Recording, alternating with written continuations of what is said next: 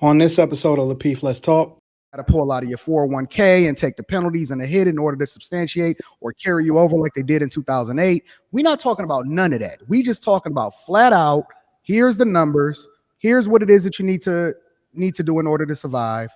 And we didn't factor in putting gas in your car, insurance, car notes, none of that. And so when we have these conversations, we have to have them in reality to understand that if you really want to, and most of us don't think about what our lives are supposed to look like after 67, 69 and a half.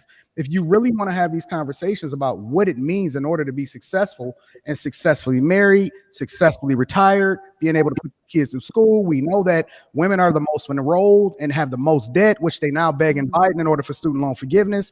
It's insane. Most people can't afford to even pay their student loans, and they're crying. We got $1.7 trillion in student loan debt that they begging the government to forgive, and y'all telling me that you can do it successfully? Because when you are renting, you're essentially paying for this man at the top you're making him richer. Because you're making the home richer. If that's your husband that you're building with, you're not thinking in that way of like you're making him richer, you're making the home. No. Sometimes what's more important, like the lifestyle or the man? You know what I mean? Yeah, I think I wasn't talking about the actual man. I was talking about just, she was saying own a home or you're renting. That's what I mean. But I understand where you're coming from, B. Taylor. But yeah. So if the average man makes 50K, what do we say to all the women that are married to these men? Are they just like settling, or can they just not be happy, I guess? Because it's actually shocking to look at the stats and how few men do make six figures. It's pretty crazy when you really think about it. Well, you know what? The mothers that want to work from home or be stay-at-home mothers can't. They have to work, and they have to at least make $50,000 to $60,000 because that's the only way they're going to sustain, especially if they have children. All right. So they just won't be happy then, I guess, right? Then, like do we believe that like women can be happy if their guy is only making, the average salary? No, they can be happy. I think they can be. It's just like a lot of women want the lifestyle over the man, and so they feel like they can't be happy. Like if they have to go down in lifestyle to have like a family, they aren't happy. But they're not happy because they're stressed. Like they have a lot to, their day to day is going to be stress. I'm not saying it's not stressful for the man either, but what I am saying is that instead of kind of walking in the house and being like, hey, I've been in here, I've been, doing X, Y, and Z.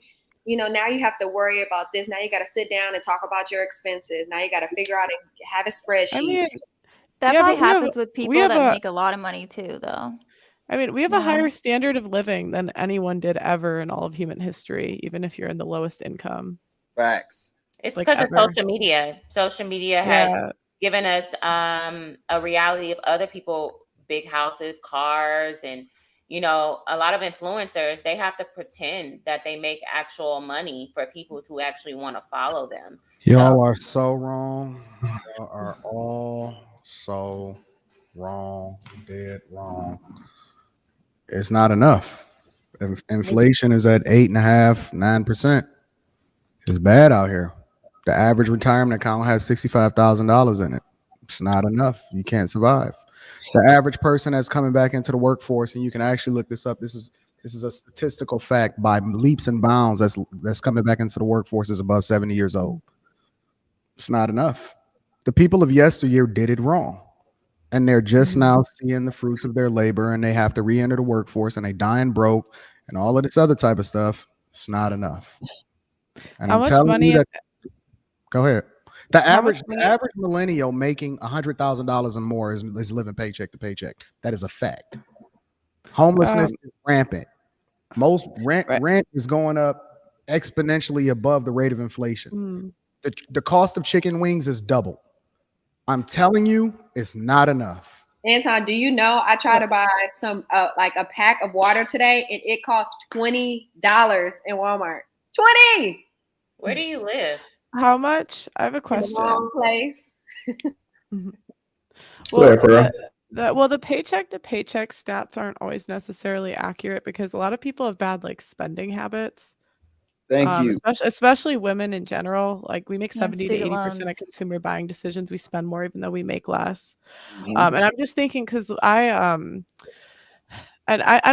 not going to pretend like I've done the math on all this, so I don't actually know. So, but I think of like my mom's hometown, and like those guys make probably below the average income. They have like 4 or 5 kids, and they save up for retirement. They just live a very like frugal lifestyle to the point like they don't buy new clothes. Like all the kids wear the same clothes. They cook like chicken and rice every night. Like it's just a very frugal lifestyle.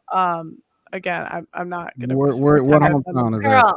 Pearl. but so my question is, how much money would you say is necessary, Anton? It depends on if you want to have kids, Yeah. right? Okay. So how many kids you have? Because we come from an environment where it's not abnormal to see great grandmother had 9, 12, 15 kids, right? Mhm. And we're trying to adopt a mindset and a lifestyle that closely mimics and aligns with that same narrative as far as having marriage be tradition.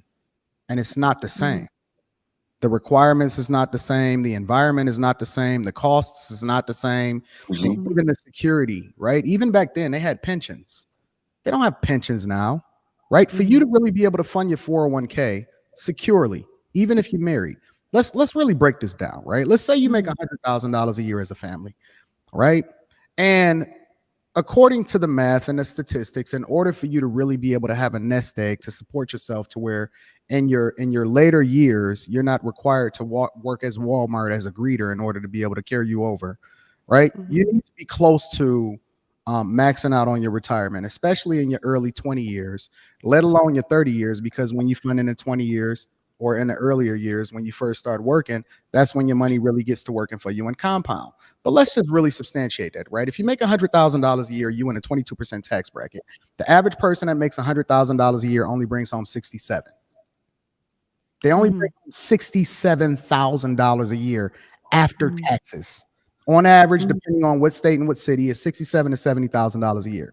Then you have to fund your retirement. So let's assume that you as a person fund your retirement. You didn't even fund both of them. You only funded yours. So you put $20,000 a year into it. Now you're at 47. Let's say your rent is $2,000 a month. That's $24,000 a year. It goes down really, really fast. We haven't factored in kids. We haven't factored in food. We haven't factored in cell phones, electricity, internet, anything. And so when we have these conversations, we're using the comparison of yesteryear in order to substantiate our arguments, when in reality, if you really want to have a family, and we're not talking about you don't have no layoffs throughout your career, you ain't got to pull out of your 401k and take the penalties and the hit in order to substantiate or carry you over like they did in 2008. We're not talking about none of that. We just talking about flat out, here's the numbers, here's what it is that you need to do in order to survive. And we didn't factor in putting gas in your car, insurance, car notes, none of that. And so when we have these conversations, we have to have them in reality to understand that if you really want to, and most of us don't think about what our lives are supposed to look like after 67, 69 and a half. If you really want to have these conversations about what it means in order to be successful and successfully married, successfully retired, being able to put kids through school, we know that women are the most enrolled and have the most debt, which they now beg and Biden in order for student loan forgiveness. It's insane. Most people can't afford to even pay their student loans, and they're crying. We got $1.7 trillion in student loan debt that they begging the government to forgive, and y'all telling me that you can do it successfully?